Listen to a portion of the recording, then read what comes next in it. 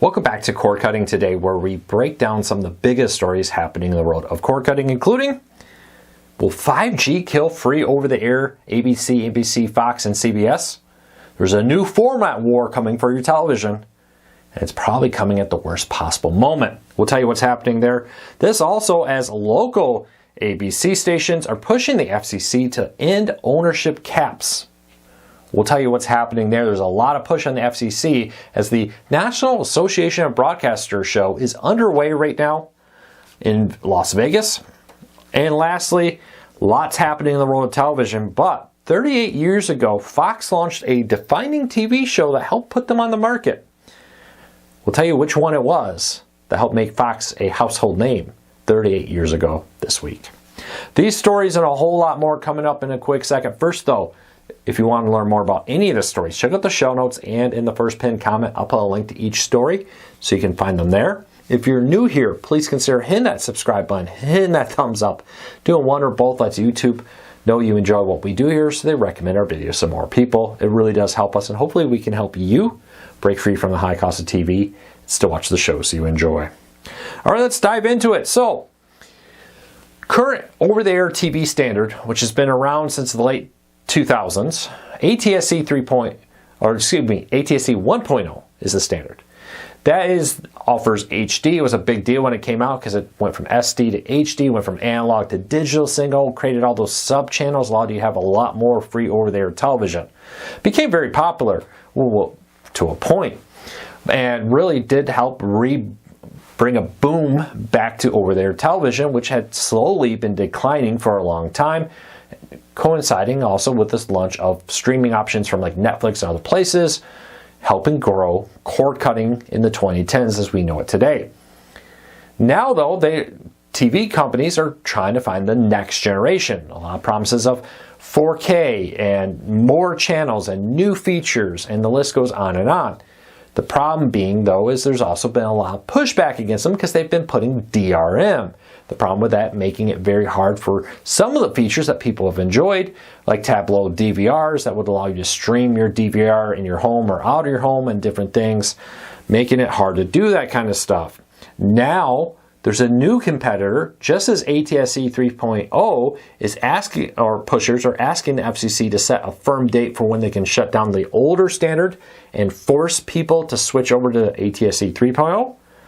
A new TV standard is coming and actually getting some support among some TV station owners with what's called 5G TV. This is creating a format war that could potentially derail over-the-air TV and potentially be a nail in the coffin for some of these local TV stations.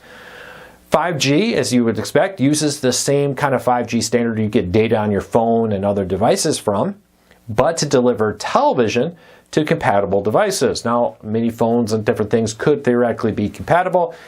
Again, you'd be back in the position of needing a new TV or needing a dongle or some type of external device to upgrade your expensive TV to support it. And that's where the problem comes in. Recently, we learned one of the largest owners of the small, low-power TV stations is asking the FCC to shut down and not go to ATSC 3.0, not stay with 1.0, shut down its traditional broadcast TV you get with a standard antenna, and switch to 5G TV and send out digital 5G signals. This comes as a lot of other station owners are betting big on ATSC 3.0, really working hard to convince people to switch, to upgrade, to buy dongles or boxes to convert their TVs into ATSC 3.0 through an HDMI port. Consumers are being left in the middle here. It feels a lot like Blu-ray versus HD DVD.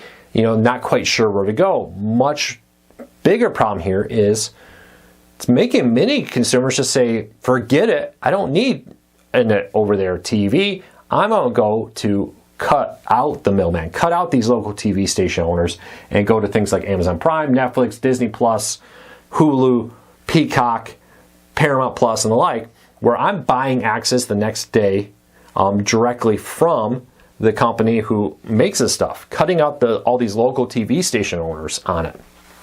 Keep an eye on this. We have a format war coming at the worst possible moment with only a few years left if the TV station owners get their way of the current over-the-air TV signal, leaving many viewers to wonder, should I upgrade? And if I do upgrade, do I buy in 5G dongle when those come out soon? I'm hearing TV stations want to go that way. Should I get ATSC 3.0? Or honestly, if you're not a sports fan, why bother? Why not just go get a Disney Plus or a Peacock, or maybe even something like Friendly TV that doesn't offer locals but offers a lot of things like Me TV and the other content you could get with an antenna in the past. I think this could be kind of one of those massive failures in TV if not handled correctly. While we're far from saying it's dead, I do think that the future of over-the-air TV is very much in question right now, as consumers are very confused on what to do next. Could this be the next biggest failure since 3D TVs? Who remembers when 3D TVs were going to be the biggest thing? Yeah, those didn't go very well. Could ATSC 3.0 be that?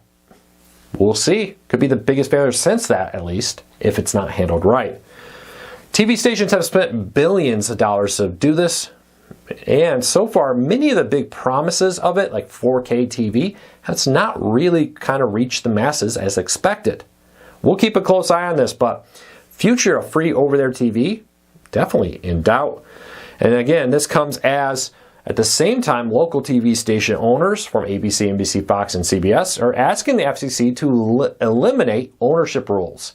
Currently, there are caps at how much of a market a TV station can own, at about 39%, which means they could theoretically own one or more TV stations, major networks in the same market, as long as they don't get 39% typically. This has kind of worked out, though, to make sure that, your local ABC has a different owner from your local NBC, CBS, and Fox station. Now, it doesn't mean that they can't have, a CBS and a CW, or a Fox and a MyTV affiliate, for example, with that, but it has kind of limited that. Now, TV station owners are pushing for the FCC to eliminate those rules, basically saying with the market the way it is, they need the ability to buy up the market share. We'll keep a close eye on this and how it plays out. But follow us here, follow us over at Core Cars News for more on this topic. Let me know though, are you sitting on the sideline?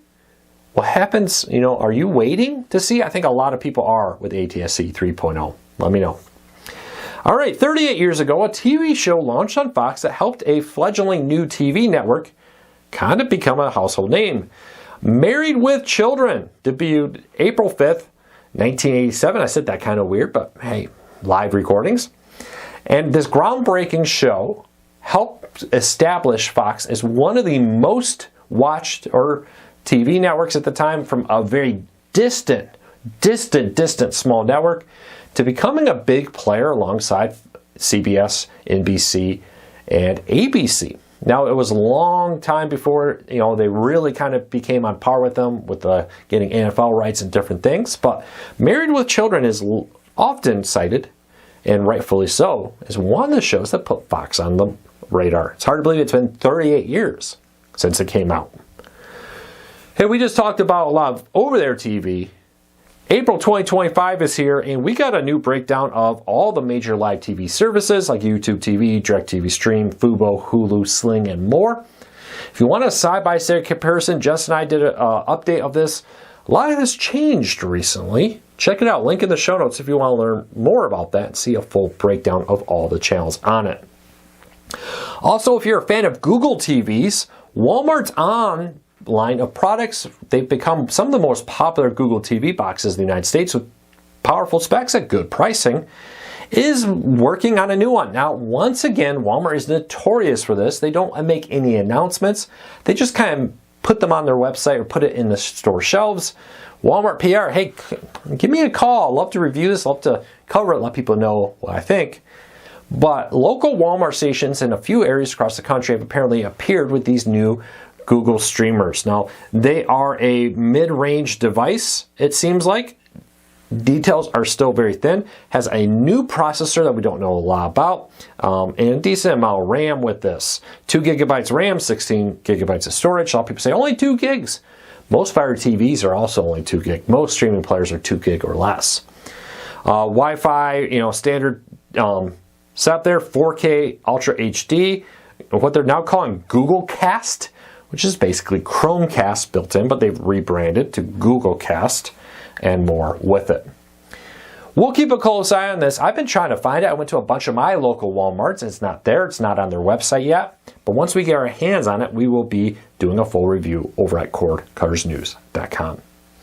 And lastly, story of the day, MeTV announces May will be back with their Mayberry month, bringing coverage back to the wildly popular TV show with this, The Andy Griffith Show, a month-long special kicking off Sunday, May 4th. Through May 30th, MeTV will be spotlighting classic episodes of The Andy Griffith Show, Gomer Pyle, USMC, and Mulberry RFD will all be airing as part of a month-long celebration of The Andy Griffith Show. Details in the show notes if you want to learn more. But that's it for today. I hope you have a fantastic day. We're going to be back again real soon with another video. Until then, take care, be safe. I'll see you tomorrow. Don't forget to hit that subscribe button and that thumbs up. Take care, everybody.